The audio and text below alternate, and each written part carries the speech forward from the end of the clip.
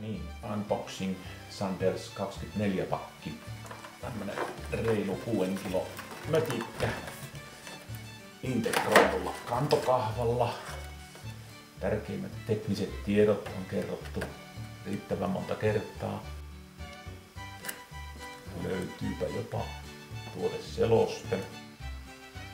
Jaha, etusivulla minivovuen ottanut herrasmies. Ehkä nimi vaatii Everstin kuvan käyttöä, mutta kyllä markkinointiosastolle voisi vinkata, että kauniin tytön kuvalla myisitte kyllä tätä paljon paremmin.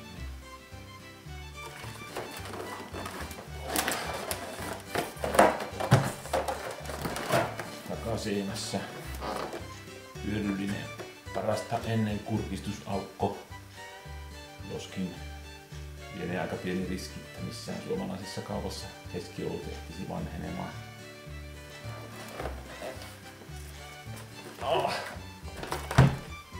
Entäs sitten paketin aukaisu? Sehän on ainakin olutpaketeissa eräänlainen älykkyystesti. Missään ei vinkatakaan, miten tämä avattaisiin. Hätäisimmät tietysti repaisivat päädystä auki, mutta nyt yritämme löytää virallisen reitin.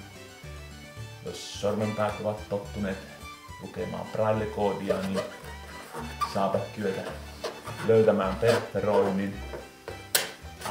Sieltä. Ja näin.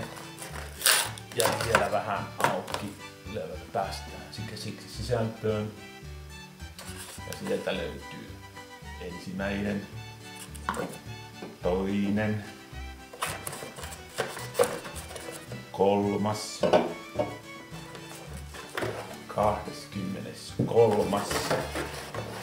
ja 24.